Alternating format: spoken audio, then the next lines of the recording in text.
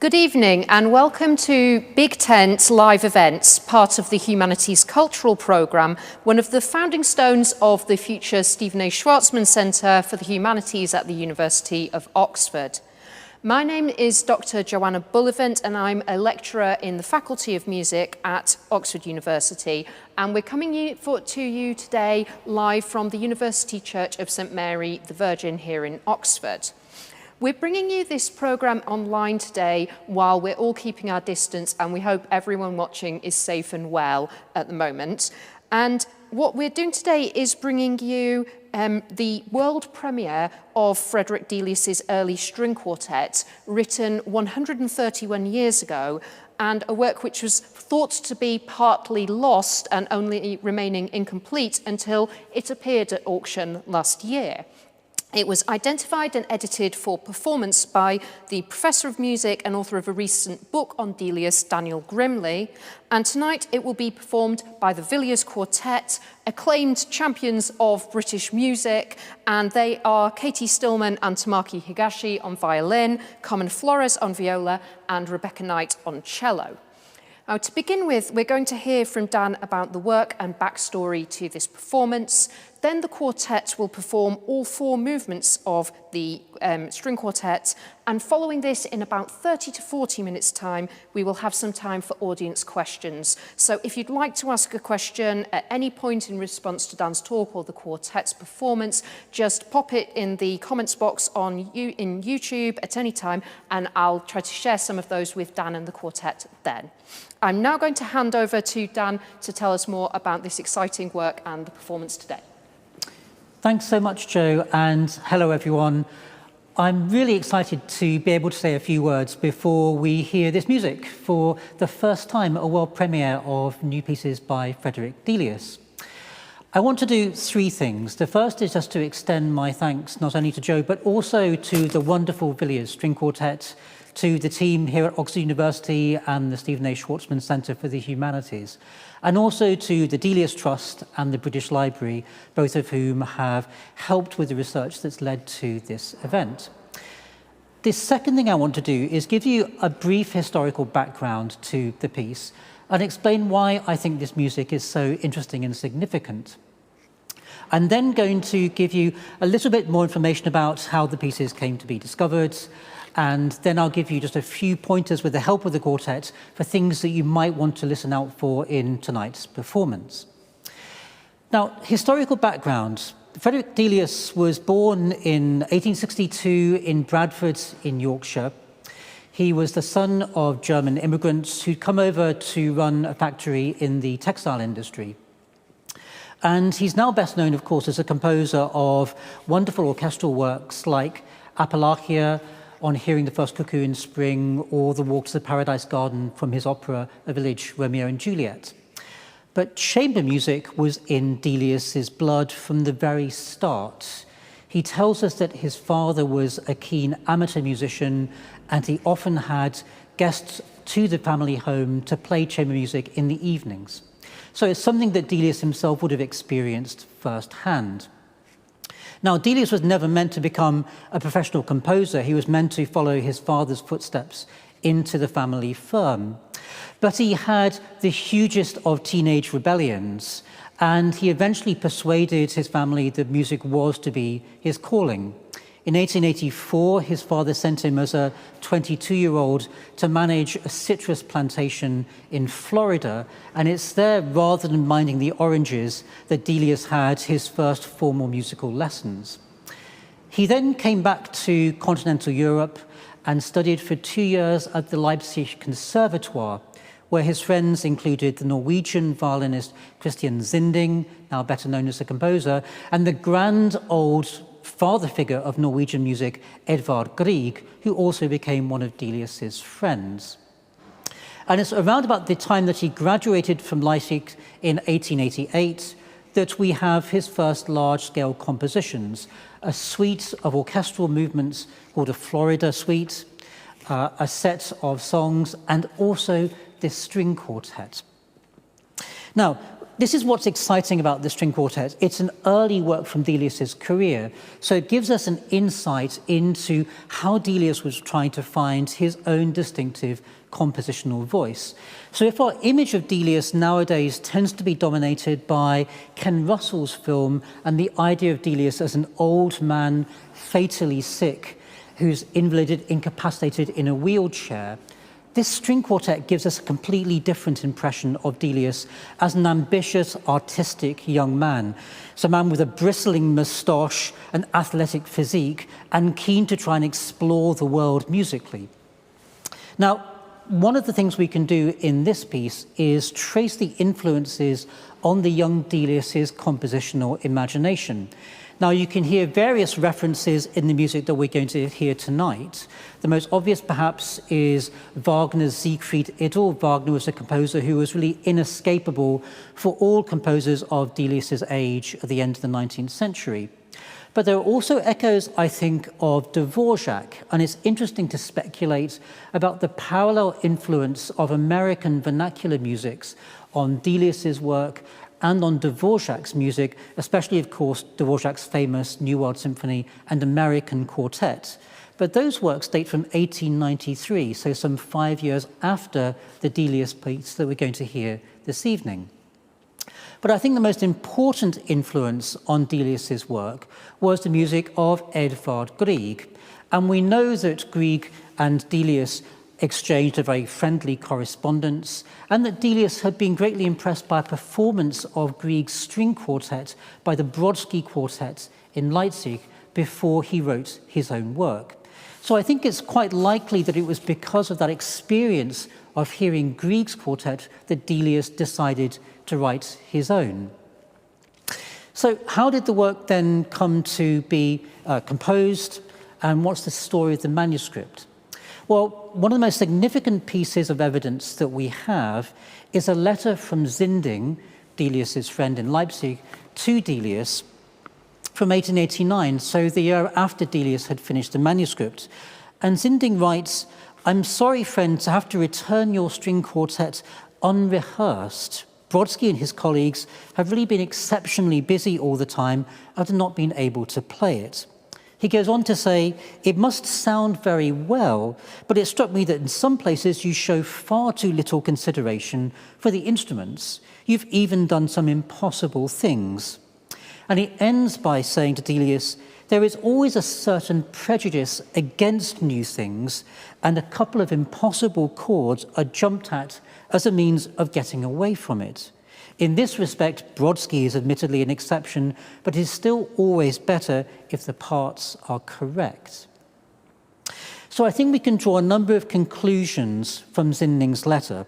The first is that the string quartet was ready in at least some draft form by the end of December 1888, which is when Delius sent Zinding the manuscript. We can then also say that he sent it to Zinding for a playthrough, but that the piece was never, in fact, performed. And that's why I think tonight we're having a world premiere. We can also conclude that in Zinding's opinion, the quartet contained new and challenging things, and that was going to be off-putting to Delius's contemporaries, and that there were some problems with part writing and layout. And Zinding goes on to say that he's corrected what he thinks were a few errors in Delius's score. Whether or not we have those is an open question still. And then the final conclusion, I think, is that the quartet existed in multiple manuscript copies, including parts, and not all of those have survived. So in other words, there are still some aspects of the history and genesis of this piece which remain unclear.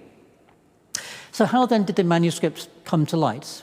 As Joe's already explained, the sources emerged for auction at Sotheby's a couple of years ago, and with the help of the Delius Trust, they're now in the British Library.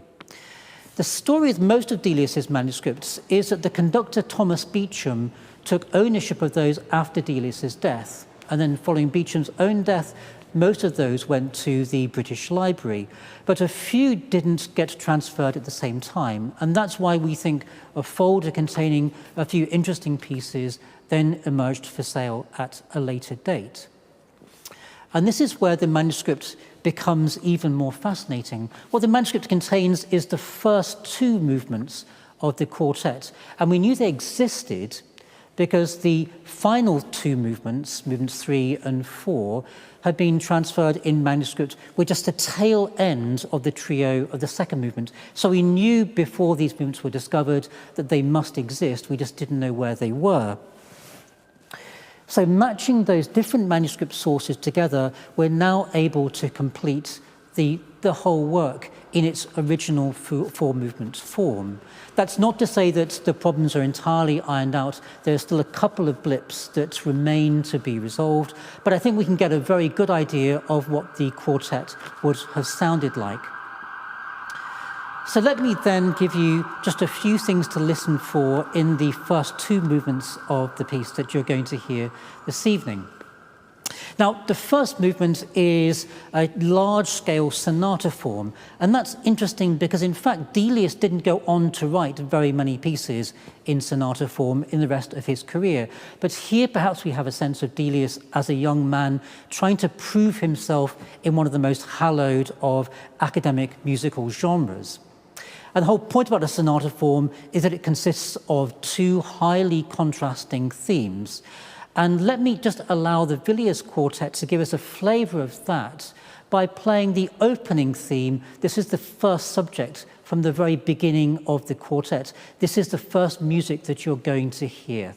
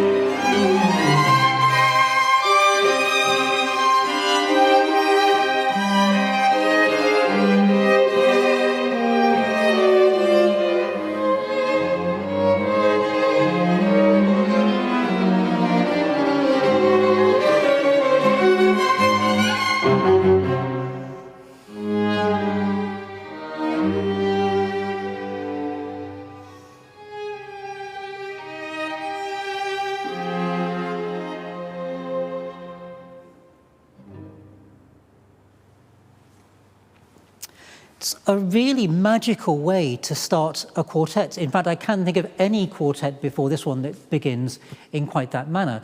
So we have that sense of restlessness, of a kind of surging passion behind the music. And it's also a teaser because, in fact, it doesn't start quite in the home key. There's already a sense of expectation that that subject starts to create. And that's in total contrast to the second theme, which we're going to hear now, which is more hymn-like, more restrained, and more dignified. A greater contrast could not be imagined.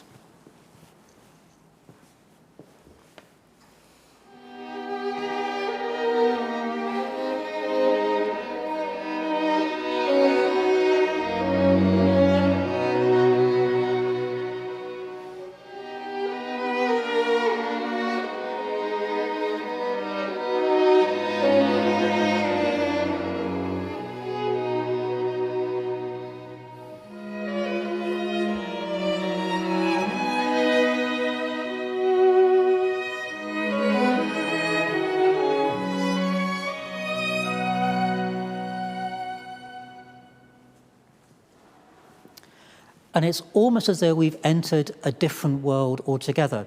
Now, I don't want to give too much away, but listen for the way in which that theme comes back towards the end of the first movement.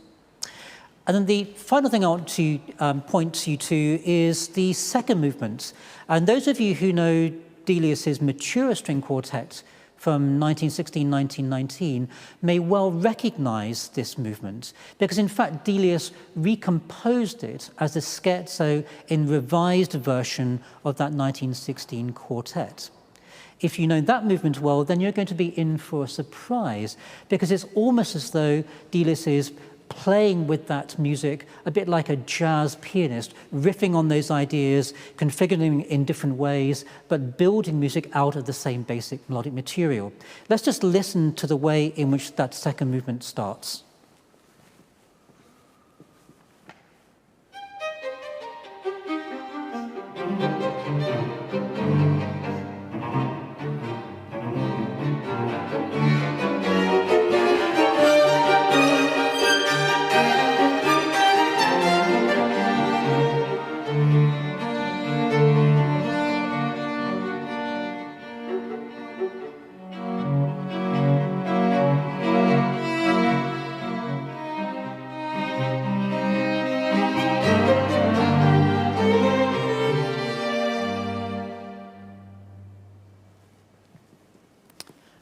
And once again, we're in a completely different musical world.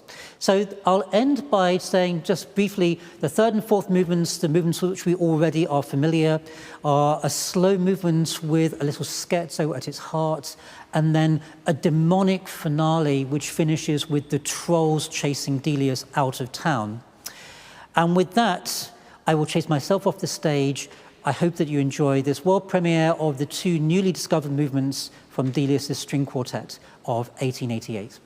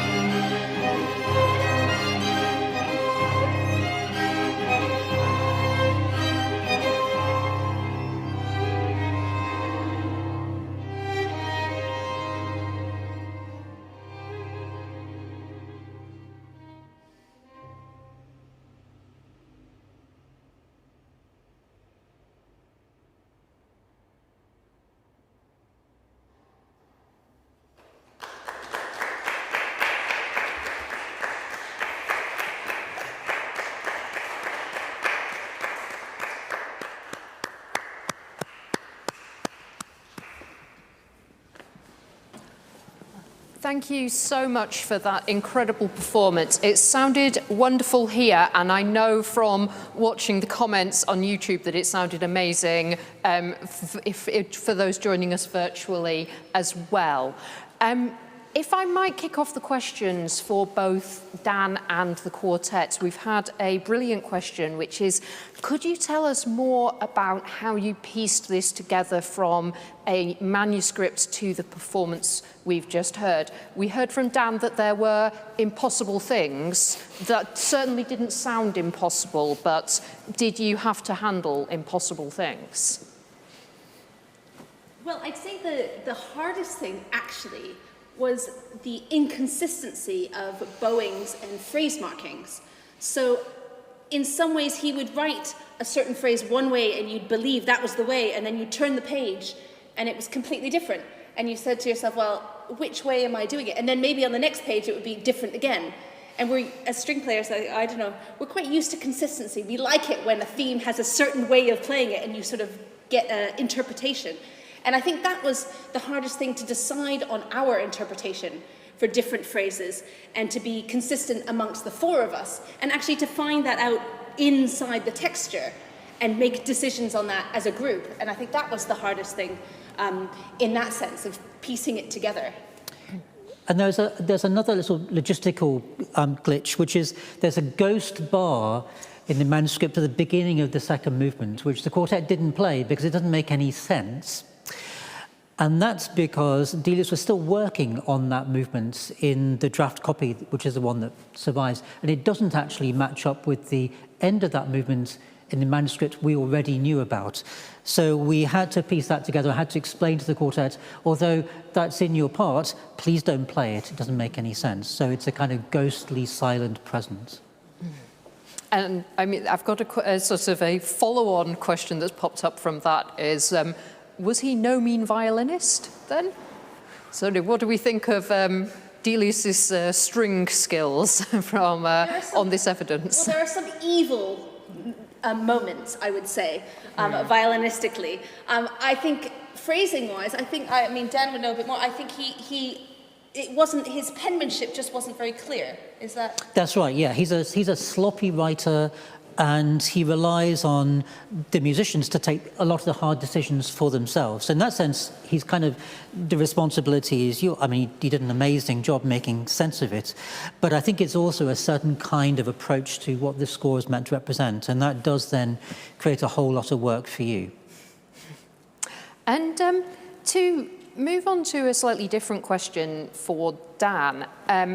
So you mentioned Delius comes from Bradford, but he's also the child of immigrant parents. And then we got this global tour of Scandinavia, Germany, Florida, other parts of the US. So where in the world are we in this quartet? What sort of influences can we hear, or is that before he finds those voices? That's a really good question. Well, I mean, Delius is always a great ad for European integration. So I think he's someone who draws influences from all over continental music. But I'm interested in the quartet, your thoughts about this. Playing it, do you hear or feel other composers' voices in the music, or do you feel like it's something else? We definitely heard a bit of Grieg in the third movement, and you were explaining to us the other day that was the sort of Leipzig style of this falling chromatic bass line. That was something that I really liked a bit from that, but it sounds like so much like Grieg to me. Yeah. The way he approaches a cadence. Right. And this question of American influence as well, which is, I mean, it's a really problematic category because it's, where does he get that from?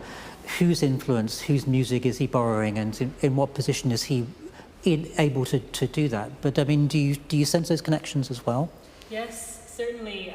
You know, in the first movement, for instance, a lot of these hymn-like qualities came out, and I did think of American music, and you know, you also think of similar composers like Dvorak, who took themes and put it into a classical language, and so I felt that within the quartet also, that influence. Yeah, it's an amazing mix, and I think you're right, Joe. I think it's a kind of global mix, and that's because this music was global music.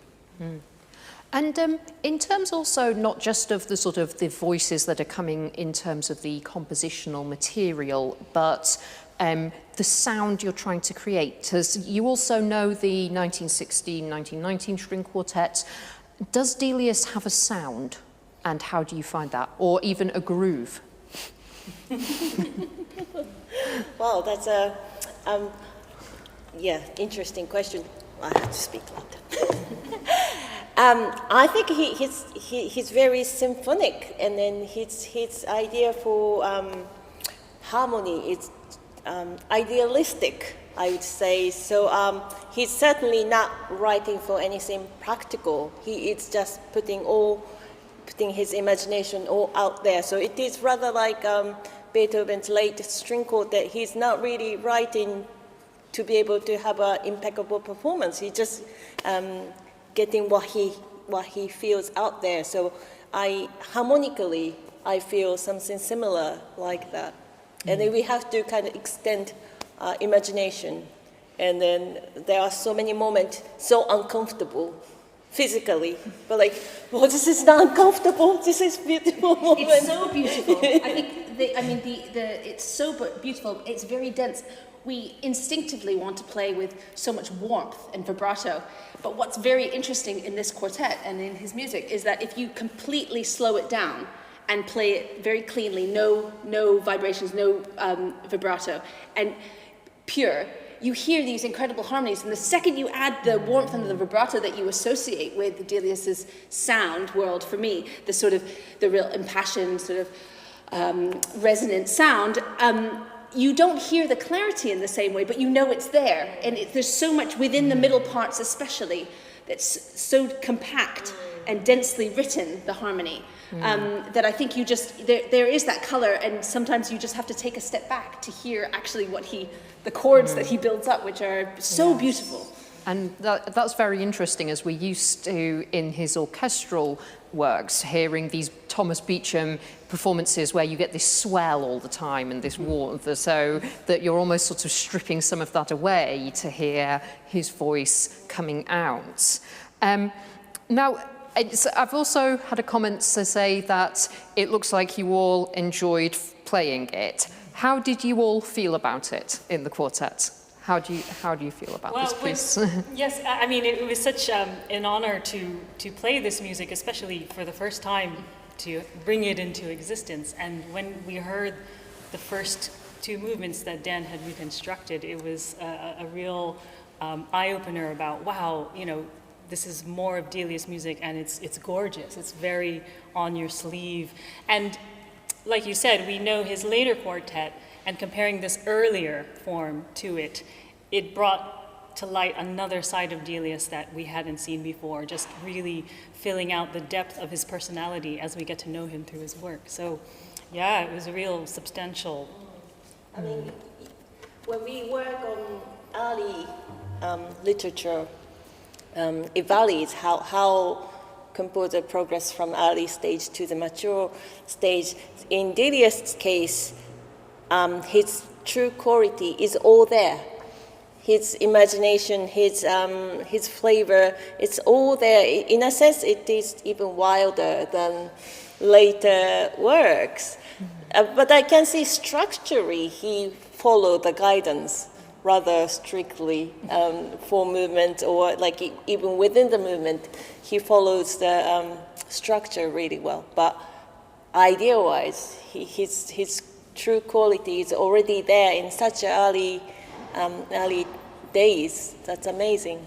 And I mean, actually, you raised this, so if you're having this sort of slightly formal structure in this work. So do you think it was part of a sort of growing maturity that this is a rare sonata form for Delius, and that we don't see that so often later on? I think that's right. I think there are probably quite good reasons why he didn't want to write lots of sonata form movements. When he was older, it would have seemed more old-fashioned and anachronistic. But here I think he's saying, I can do it. So it's a kind of proving himself. It's a sort of post-graduation piece from Leipzig, but it's also a brave new world of music. And I think exactly right, Tamaki, that you can already, it's totally Delius. And so he's got that sense of this is what I can do, and he's just sort of stretching those boundaries for the first time. And so, the end of the quartet is just this amazing thing, but also that first movement, it's just on such an epic scale. And that's where the later Delius comes out. It's that balance of huge vastness and intimacy that's really characteristic of him. I heard that. I thought it really feels like it's breaking the bounds of the quartet, this sort of intimate setting and this intimate instrumentation, while at the same time capturing so much of that. So I think that did come across really clearly. As a next question, where was this piece written? Again, going back to our world tour. That's it. Was it written in Watford? No. So this, thank you, and that is a very good question. It's written in Paris. So that's yet another destination to add to Delius's list. So after finishing studying in Leipzig, then he goes home, but then decides he doesn't want to stay in England. He thinks he's going to be roped into the family business again. So he goes to live in Paris, stays with an uncle, and then starts to move around. And there he's mixing with an incredible group of artists and writers and musicians. He knows the young Maurice Ravel. He buys a Gauguin because he's friends with Gauguin. So it's this incredible melting pot of different kinds of artistic impulses and characters. And then here he is writing this sort of Leipzig, but also breaking out of Leipzig piece. And so I think that's another thing that's fascinating about this work, is that it's capturing that moment when Delius is just trying to work out, where do I live, what do I want to be, who do I want to be? And I think we can hear that, certainly in those first two movements. Yeah. And if I might ask another sort of broader question, if people watching have enjoyed this performance, what would you recommend they go and discover next, either from Delius or maybe related things? What would be your top tips? Well, certainly his other quartet, which we are actually going to perform in next month as well at the Jacqueline Dupré Music Building. So that's another way to experience the trajectory of Delius's writing, especially for string quartet. And that's where we really come to understand his work for chamber music. So I would recommend going on to the next quartet. But there are also so many orchestral works too that carry on his sound. And not only by Delius, I think listen to the Grieg String Quartet to get a sense of, oh, that's the sound world where this comes from, and Dvorak and late Brahms, that's also all part of Delius's makeup. So he's in that late 19th century world as well as looking forward.